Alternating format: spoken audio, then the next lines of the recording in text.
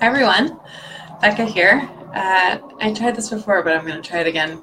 I am a holistic self-confidence coach. I support people in finding more self-love and more confidence for each of their bodies, their physical body, their mental body, and their emotional body, so that they can experience more joy and freedom in the body that they're in.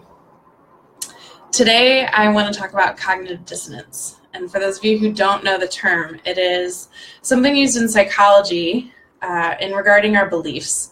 So we all have our belief systems from various upbringings and various experiences and all these things.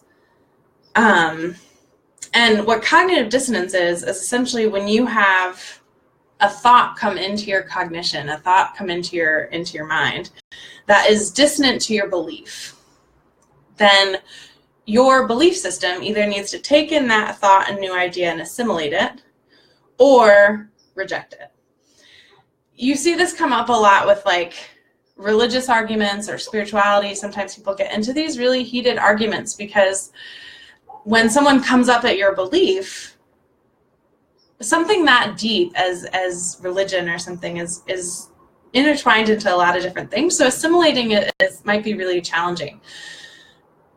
And so rejection can look kind of aggressive, it can look kind of harsh, but it's just our way of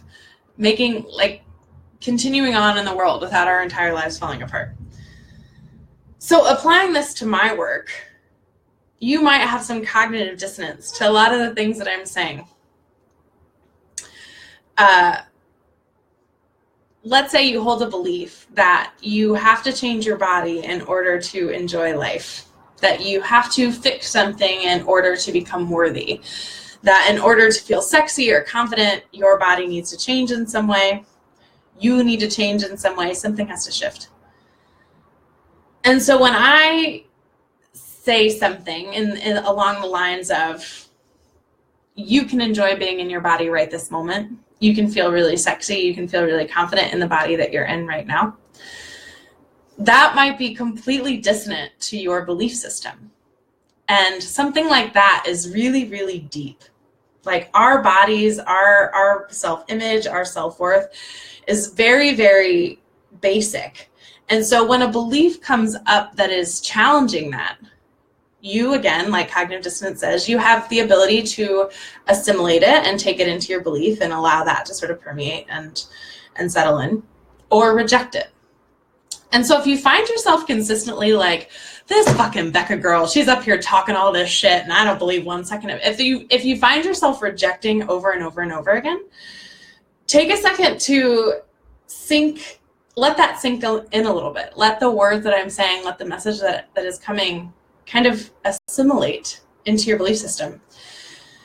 Now, for some of you, it might be really challenging because your belief system has been your belief system for a really long time, and all of your understandings about your body and the world are based on that. And so rejection might still be what you choose to do, and that's totally fine.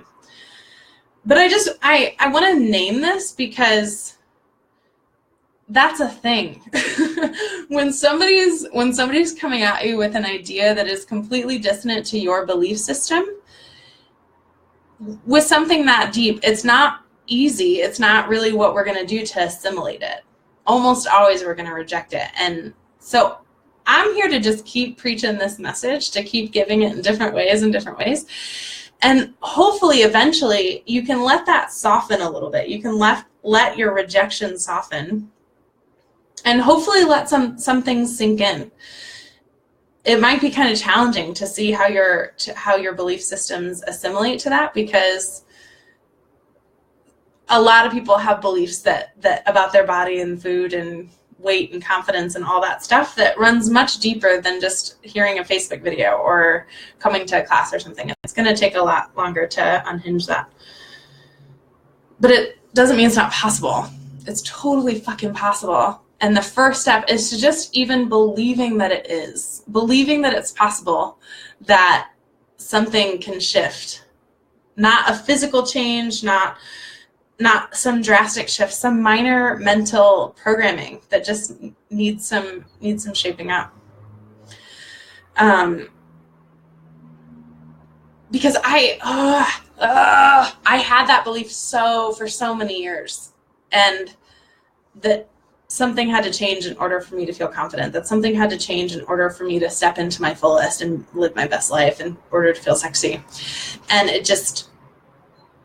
I know that rejection is probably the easiest thing, but allow it to sink in, because just start to see like, oh, maybe I could shift this. Maybe how could this come in without completely uprooting my life? And maybe it does uproot your life, because that might be a good thing. So I just wanted to share that message with you, because, and that goes with anything. Anytime that you have sort of this rejection confrontation, just see, oh, what belief is not allowing that to sink in? Because the belief that you have to change your body in order to have fun in life is fucking bullshit. So I'm just going to keep saying that over and over again until eventually it assimilates. Someone's going to assimilate to it. So I just wanted to leave that here, and I'd love to hear your thoughts on it. So drop me a message, or like, or love, or comment.